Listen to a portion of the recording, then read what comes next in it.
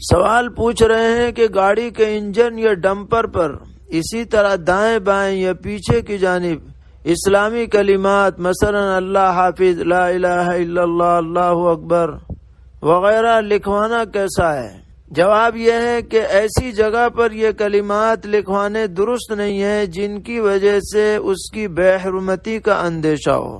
Dumper پر لکھوانا درست نہیں ہے کیونکہ گاڑی چلتی ہے تو گندگی اور دھول وغیرہ اس کے اوپر آ کے لگتی ہے، کبھی نجاست بھی لگ جاتی ہے۔ البتہ اندرونی حصے میں احتیاط کے ساتھ کوئی چیز لکھ دی جائے جس سے بے حرمتی نہ ہو تو اس کی گنجائش دی جائے گی، لیکن باہر ایسی جگہ جہاں سے بے حرمتی ہونے کا اندیشہ ہو تو یہ کلمات لکھے نہیں جائیں گے۔ ایک سوال یہ ہے کہ ہمارے پڑوس میں ایک بجلی ورکر رہتے ہیں اور وہ ہمیں مفت میں بجلی دیتے ہیں، جبکہ ہمارے گھر میں بجلی کا کنیکشن بھی ہے۔ وہ کہتے ہیں کہ مجھے سرکار کی طرف سے چھوٹ ہے، تو کیا اس طرح بغیر میٹر کے اس بجلی ورکر سے کیبل ڈال کر بجلی استعمال کرنا جائز ہے یا نہیں؟ تو اس طرح سے بغیر میٹر کے بجلی استعمال کرنا سراسر بجلی کی چوری ہے، جو کسی مسلمان بلکہ کسی بھی شہری کے لیے ہرگز جائز نہیں ہے۔ اور جو بجلی محکمے کا ورکر ہے وہ بجلی کا مالک نہیں ہے بلکہ وہ صرف ایک ملازم ہے، اس کو یہ اختیار نہیں ہے کہ مفت میں کسی کو بجلی سپلائی کرے۔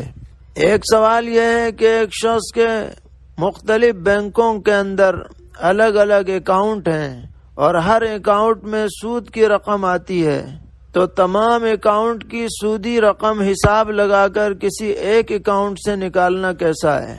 جواب یہ ہے کہ ہر اکاؤنٹ کی جمع شدہ رقم میں سودی رقم شامل ہے، اور یہ سودی رقم اس اکاؤنٹ سے اسی وقت الگ ہوگی جبکہ سود ہی کی نیت سے اسے الگ نکالا جائے، لہذا ایک اکاؤنٹ سے رقم نکالنے سے بقیہ اکاؤنٹ کا سود الگ نہیں ہو سکے گا، اس لیے ہر اکاؤنٹ میں سے حساب لگا کر سودی رقم نکالی جائے اور اسے اس کے مصرف میں خرچ کیا جائے۔ یہ طریقہ ٹھیک نہیں ہے کہ ایک ہی اکاؤنٹ سے ساری سود کی رقم نکالی جائے۔ ایک صاحب سوال کرتے ہیں کہ زید کی عمر کے ساتھ ناچاقی چل رہی ہے اور عمر نے زید سے بالکل بات بند کر رکھی ہے، حتیٰ کہ عمر حج کے سفر پر روانہ ہو رہا تھا، اس وقت زید کے گھر ملنے بھی گیا لیکن اس نے ذرہ برابر بھی توجہ نہ دی۔ زید عمر کو سلام کرتا ہے لیکن وہ جواب نہیں دیتا، تو زید کیا سلام کرنے کو موقوف کر سکتا ہے؟ اس کی وجہ سے زید گنہگار تو نہیں ہوگا؟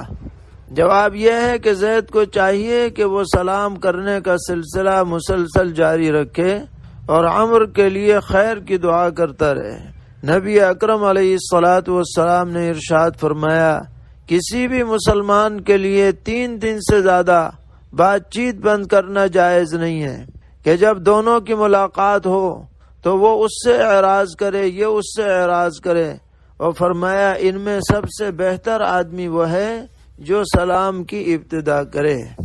اس لیے آدمی کو چاہیے کہ وہ ملاپ کی ہر ممکن کوشش کرتا رہے اور کسی طرح کی بھی ناچاقی کو زیادہ مدت تک جاری نہ رکھے۔ سوال کیا جا رہا ہے کہ یتیم کو کس وقت تک یتیم کہہ سکتے ہیں؟ تو جواب یہ ہے، جس بچے کا والد بچپن میں انتقال کر گیا ہو اس کو حقیقی طور پر یتیم اس وقت تک کہہ سکتے ہیں جب تک کہ وہ بالغ نہ ہو جائے۔ بلوغ کے بعد اس پر حقیقی معنی میں یتیم کا اطلاق نہیں ہوگا، البتہ مجازاً اطلاق ہو سکتا ہے۔ نبی اکرم علیہ الصلاۃ والسلام نے فرمایا، لا یتم بعد احتلام، یعنی بالغ ہونے کے بعد یتیمی کا حکم باقی نہیں رہتا ہے۔ ایک صاحب پوچھ رہے ہیں کہ ایک شخص کا انتقال ہو گیا اور ورثہ میں ایک لڑکا نابالغ اور ایک بیوی ہے، تو اس شخص کے کپڑوں کو صدقہ کرنا کیسا ہے؟ جواب یہ ہے کہ نابالغ کی طرف سے صدقہ کرنا درست نہیں ہوتا ہے، اس لیے چونکہ وارثین میں نابالغ بچہ موجود ہے لہذا کپڑوں کو صدقہ نہیں کیا جائے گا بلکہ ان کی مناسب قیمت لگا کر فروخت کر دیا جائے اور جو اس کی قیمت آئے وہ وارثین کو حسب حصص شرعیہ تقسیم کر دی جائے۔ اور اگر صرف ایک بیٹا اور بیوی ہے جیسا کہ سوال میں ذکر ہے تو 8واں حصہ تو بیوی کو مل جائے گا اور 7 حصے لڑکے کو ملیں گے۔ ایک صاحب پوچھ رہے ہیں کہ میت کی ذاتی استعمال کی چیزیں مثلا موبائل، گھڑی، کپڑے، اسی طرح گھریلو استعمال جیسے برتن، بستر وغیرہ، اس کی تقسیم کیسے ہوگی؟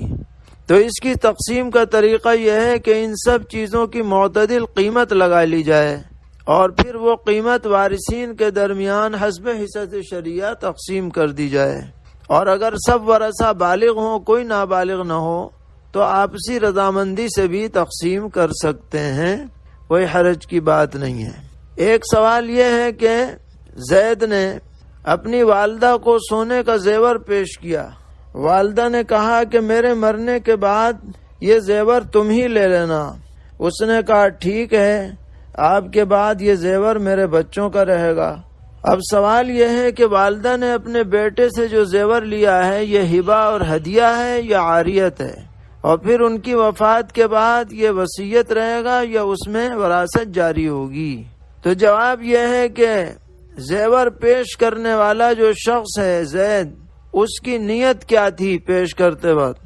اگر اس نے والدہ کو مالک بنانے کی نیت سے یہ زیور دیا ہے تو یہ موہوبہ زیور والدہ کی ملکیت مانا جائے گا، اور انہوں نے جو اپنے بیٹے کے بچوں کے لیے جو یہ کہا ہے کہ میرے مرنے کے بعد انہیں ملے گا تو یہ وصیت کے درجے میں ہوگا اور وصیت کے تمام قاعدے اس پر جاری ہوں گے۔